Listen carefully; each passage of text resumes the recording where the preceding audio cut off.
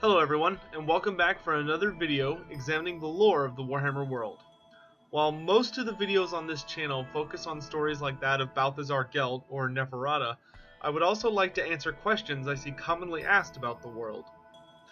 One such question I often see discussed in places like the Total War Warhammer forums is whether or not there are notable female figures within the Warhammer universe. Oftentimes in fantasy, women tend to take a backseat to men, or only have a position as a leader, mage, or unique hero. For those of you this concerns, which appears to be quite a large group of people, be at ease, for both genders are quite active in the world of Warhammer. To begin with, let's examine the well-known and famous individuals that are heroes or leaders of various races. These are characters I would expect to see as playable legendary lords in the upcoming Total War Warhammer video game, or at the very least would be extremely important characters to be dealt with. For this segment, I'm just going to go down the races that have female special characters in alphabetical order, and we'll just go through each of them very briefly. Starting with Bretonnia, we have the Fey Enchantress, also known as Morgiana Le Fay, who is essentially their highest level priest for the lady, and is easily by far their most powerful spellcaster. When it comes to the realm of chaos, however, their ultimate female champion is a bit more of a party animal.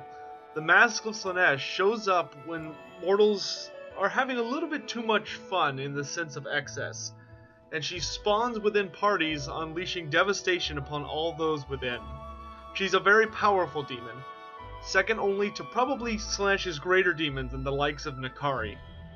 Moving on to the cold, dark reaches of Nagaroth, where the Dark Elves reside, we have two female special characters. The first is Morathi, the Hag Sorceress of Grond, one of the oldest beings still alive, who isn't exactly immortal per se, like the lizardmen or demons or such. She is also the mother of Malekith, and a lot of the blame for the Elven Civil War could be laid at her feet. She brought corruption to the elves like no other has before, or likely ever will. Next would be Helebron, the Blood Queen of Harganeth. She is the matriarch of the cult of Cain, who is the blood god of the Dark Elves and probably their most important deity. The two of them have a lot of power over culture in Dark Elf society, second only to Malekith himself. When looking at the elves, however, there is one woman above all who is the most important, and that would be the Everqueen. For as long as the High Elves can remember back, they've always had an Everqueen, and she represents the spirit of the Elven race, the nobility, and the strength. The current Everqueen is Alariel the Radiant, and she has quite a bit of power over Elven politics and their culture. She is their high priestess in a sense, and she is also their greatest matriarch. And unlike the Phoenix King, she's not elected, but chosen by blood, being a descendant of the past Everqueens, for the Everqueens have always been an unbroken line. If the High Elves are to be in the game, Alariel will have to be there. Turning our attention away from the Elves of Ulthuan and down much further south of the Old World in fact, we find the Land of the Dead, where Khalida resides. The High Queen of Liberis, Khalida is without a doubt one of the most powerful of the Tomb Kings, or Tomb Queen in this instance, and she is the beloved of the Asp Goddess, which means that her attacks and the sort of weapons her armies have access to tend to be doused in very high concentrations of poison. She defends the nearby city of Lamia, making sure that the vampires never return to recapture their cursed city, the place of their origin. She is a powerful character, and is one of the few rulers within Nehekara that even Cetra would think twice before crossing. Speaking of the undead, however, the Tomb Kings aren't the only one with notable female members, shall we say. The vampire accounts have one particularly famous female special character, and that is Isabella von Karstein. She was the lover of Vlad von Karstein, the first of the vampire counts, and she was quite powerful in her own right. Although she is more typically written as a member of a pair, as her and Vlad were nearly inseparable, Both of them were extremely dangerous. Isabella was a capable vampire and caster, and although she was never far from her husband's side, she is one of the greatest instances of loyalty in the form of love that we've ever seen in the Warhammer world. She was so distraught and heartbroken when Vlad finally died at the siege of Altdorf that she couldn't handle the thought of living through eternity without him and cast herself from the walls of Altdorf to die on the stakes below. Her story was actually quite tragic. Vlad's one of the few, I guess, destruction races that I root for, and Isabella has a big part to play in that. But enough of her sob story, let's keep going on. Although so far many of the female characters we have talked about are very dangerous in battle or very bloodthirsty individuals such as Hellebron, none of them compare in raw power and strength to that of Valkia the Bloody, also known as the Gore Queen. Valkia is one of the only well-documented female warriors of chaos, and she was so terrifyingly powerful that Khorne, the god of blood and war, actually fell in love with her, and she ended up having sort of a weird consort relationship with him. While being mortal, when she finally died, Khorne was so enraged that he screamed out his anger, and the sheer violence of it actually brought Valkia back to life. Thrilled with this turn of events, Khorne took her broken body and reforged her in an image more pleasing to his eye. So she kind of looks more like a demon than an actual human, and she sort of occupies a weird halfway point between being a demon prince, or demon princess I guess in this case, and that of a mortal. But if you see her on the battlefield, you better pray, because any chance of running or surviving is probably gone. Last but not least of the female special characters that can be found within the Warhammer tabletop game, we find in Athel Loren, the twin sisters Nyestra and Arahan, also known as the Sisters of Twilight. These two have a fairly interesting story, as they're actually one person that was split into two halves. For when they were a single person and a young child, she wandered deep into the forest of Athel Loren, to a place within it even the Wood Elves dare not go. When she re-emerged, being the only one to ever do so, she was split into two individuals. Nyestra, who was the light side with white hair, and Arahan, who was the darker side with black hair. They represent yin and yang, so to speak. They are extremely dangerous archers, and are well feared by the enemies of the Wood Elves, and for good reason. Their accuracy is matched almost by none, and both of their bows have devastating powers. They always come with a mount as well, either riding Gwendolor, the Great Eagle, who has been a good friend of theirs for many, many years, or Scythen Har, who is a forest dragon that also has a long history with them. The last female special character that I'm going to go over real briefly here is Drycha, the Branch Wraith. Drycha is a very angry and slightly unhinged dryad that serves the ancient tree man known as Coadil. Coadil was one of the first three tree men, one of the greatest ancient guardians of the forest, much like Dorthu. But he became corrupted when he crushed a beastman who's the antithesis of the Wood Elves, named Morgur, whose mutation embodied, or chaos given physical form.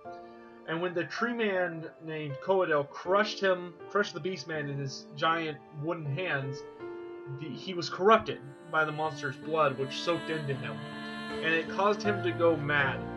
So the Wood Elves sealed him away, and Drycha, like many of Coadil's other handmaidens, did not take this particularly well, and has thus rebelled in many ways against the Wood Elves and seeks to free her, the ancient that she's bound to. She's extremely dangerous and has unique abilities that allow her to rouse the very forest itself to anger. She is often found leading dryads outside of the forest itself, attacking nearby villages, hurting people, kidnapping people for goodness knows what. But she is definitely one of the more dangerous individuals to be found within the Wood Elves' forest. and one who is going near Athelloren should always beware of the moving trees. That pretty much covers the playable female special characters that exist within Warhammer Tabletop. But there are a number of other female characters that bear mentioning, such as Ariel, the Queen of the Wood Elves, who's actually an incarnate of one of the Elven gods, Neferata, the Queen of Mysteries, the first of the vampires, Jarina Katarin, the Ice Queen of Kislev, and Countess Emmanuel of Nuln, who's one of the Elector Counts of the Empire. So there's no shortage of special individuals within the Warhammer world that are women. But this alone would not make the Warhammer world different than other universes. The odd female hero or leader isn't something that unique, so let's move another level down. Let's talk about the races that have all female or mixed gender units within them.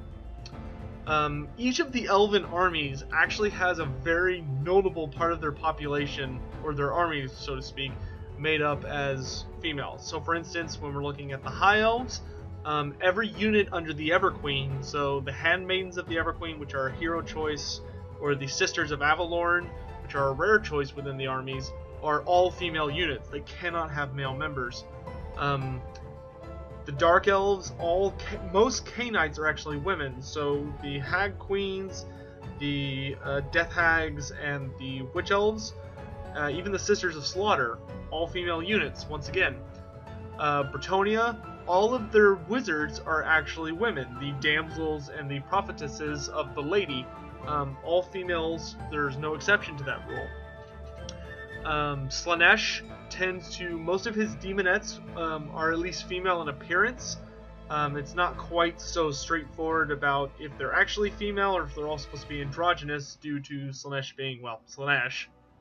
And that's not even including the mixed gender units, which pretty much in all three Elven armies, most if not all of their units are either mixed gender or only female. There are actually very few male only roles within the Elven armies. Those being the Dark Elves. The Cainites seem to be split by gender, so that you have all of your Witch Elves, Hags, and Death Hags being female, and then you have your Executioners and Assassins tend to be the males that they don't sacrifice, that are actually raised within the temples by the Witch Elves to carry out the will of Cain. The Wood Elves are mostly mixed. The only male-only thing that comes to mind would be that of Orion, who is the King of the Wood, where a male Wood Elf has to be essentially sacrificed every spring to bring him back to life.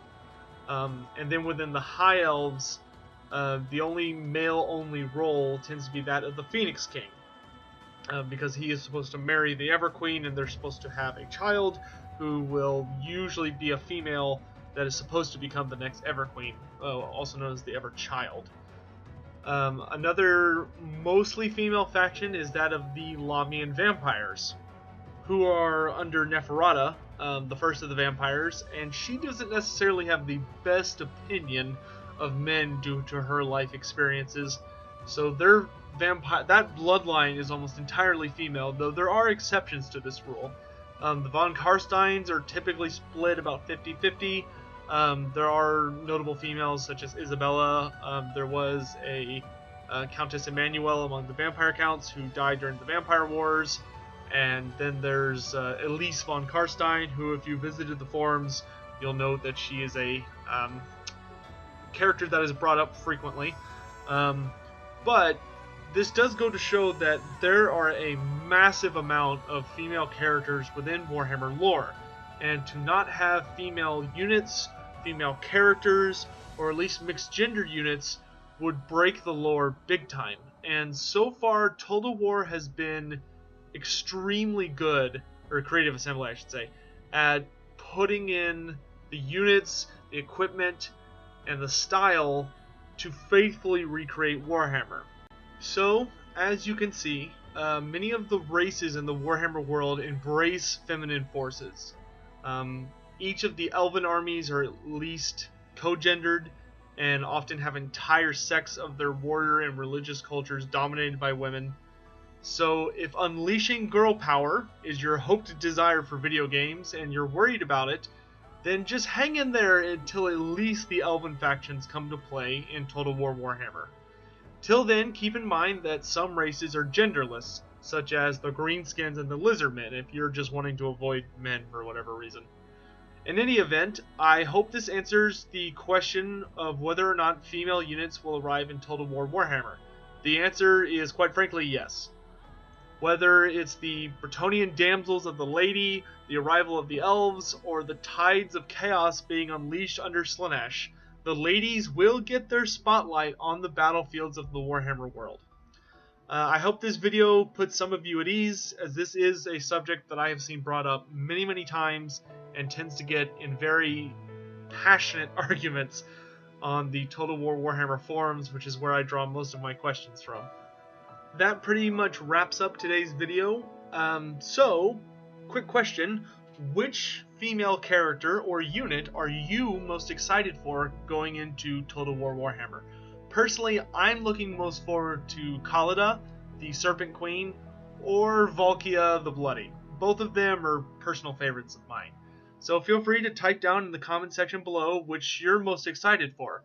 If you have any other questions, especially revolving this subject or just anything about Warhammer, feel free to type it in the comment section below. I also have a subreddit that I just set up not too long ago that I'll have a link to in the description box. Or you can always head over to the Total War Warhammer forums, where I often spend quite a bit of my time managing the lore thread, but I do sort of bounce around to some of the other threads looking for what people are wondering about and talking about with the game, especially with the lore.